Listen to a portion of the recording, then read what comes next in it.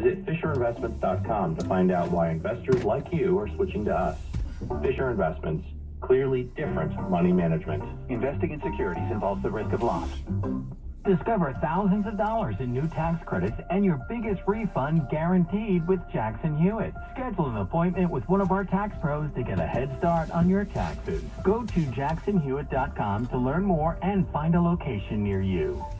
10-10 winds AccuWeather on this Monday night. Mostly clear, brisk, and cold this evening. We'll get some clouds and cold overnight with a low of 28. Tomorrow, more clouds and sun, coming breezy and milder in the afternoon. A high of 48 degrees, and then tomorrow night, partly to mostly cloudy. Could be a shower of rain or wet snow coming through with a low of 38. Right now, we're at 34 degrees. Good evening. I'm Larry Mullins. When's news time at the Tone, 6:30. Good evening, I'm Monique Coppola. Now to the latest with the Russian invasion of Ukraine, where it is 1:30 in the morning. The Russian military claiming it hit over 1,100 Ukrainian military installations earlier. Talks between the two sides aimed at ending the fighting lasted close to 5 hours. Some common ground was found, according to one official. Another round of talks expected to take place in the coming days. Websites of several Russian media outlets were hacked, with a message appearing condemning Moscow's invasion of Ukraine. For more, ABC News. The invasion of Ukraine could lead to a refugee crisis. Poland has already accepted more than 280,000 Ukrainians, including 15-year-old Eli Kravska and her family. Every morning I woke up hearing the sirens, and because my mom was like yelling, wake up, there are sirens, and you don't know if there will be explosions or not. The invasion is now entering a sixth day. Over the weekend, the White House authorized $350 million in aid to Ukraine. Press Secretary Jen Psaki says that help should arrive soon. We expect equipment to start arriving within the next couple of days from this package. Psaki also says the U.S. response to Ukraine will be an important part of tomorrow night's State of the Union address. Both the aid the U.S. is providing and the coalition of allies, which is working together to impose sanctions that are designed to economically cripple Russian President Putin and his inner circle. Daria Aldinger, ABC News. With news time 6:31, time for traffic and transit. Here's Greg Rice. Well, the big story continues to be the Brooklyn-Queens Expressway, as we've been telling you about here on 10-10 Winds. That is subject to closure right now. The westbound side of the Brooklyn-Queens Expressway coming down towards the area of Cadman Plaza. All lanes are being held up as the police appear to be looking for something on the westbound side of the Brooklyn-Queens Expressway. 10-10 Winds Jam Cam shows some lanes may be getting ready to be given the green flag right now, but still, westbound B2E at an absolute standstill all the way back to Queens, worse than usual. Looks like they are going to reopen this sooner than later, but again, westbound BQE is still awful, worse than usual from the LIE all the way on down. Eastbound extra bunched up too over the Williamsburg Bridge, so we're not close to done in Brooklyn yet.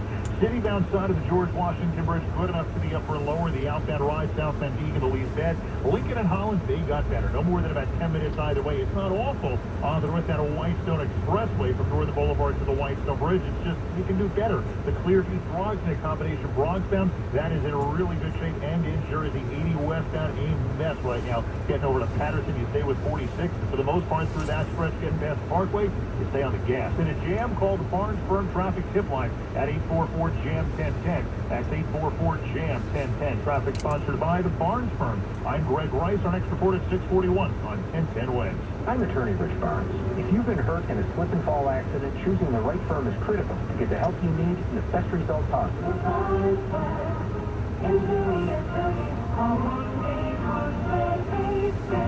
Manhattan, Long Island. Now the AccuWeather 4-day forecast. Here's meteorologist Brian Thompson.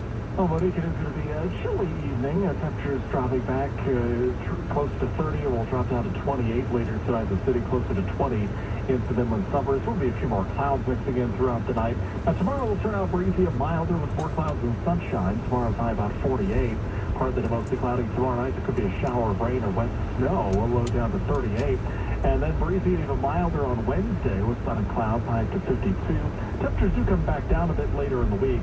Brisk day on Thursday, despite some sunshine, high 44. And a good deal of sunshine Friday, but pretty chilly for early March. Friday's high just 38, before we could see a little bit of rain or drizzle into Saturday. But overall, we will see a warming trend into the weekend. 34 degrees right now. It's partly cloudy, and Midtown we're going down to 28. Now back to what the meteorologist Brian Thompson on New York's weather station, 1010 Winds. Make your dream of owning a Porsche come true at Ray Casino Porsche. Now with 2.99% financing, available up to 72 months on select certified pre-owned models. Visit Ray Casino Porsche in Edison. To well-qualified buyers with approved credit, see dealer for details. With news time 6:34, the aptly named Lucky Jones is counting his blessings. The New Jersey native who graduated from St. Anthony High School in Jersey City in 2011 has been playing professional basketball in Ukraine until the situation grew dire. Jones and his teammates took a bus to the Romanian border to try to leave the country, where he tells Bridget Quinn on 1010 Wins Newsline today.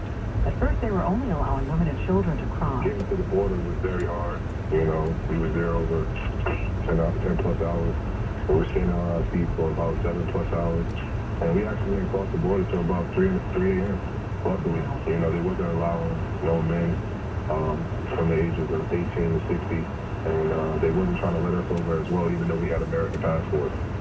So it was very scary. One of the most scariest times of my life. He was allowed through after 10 hours. He tells us growing up in Newark was tough, but he would rather be back home than dealing with the situation in Ukraine.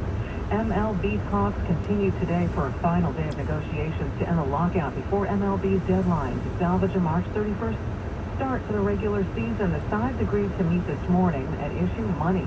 The most contentious proposal involving luxury tax thresholds and rates.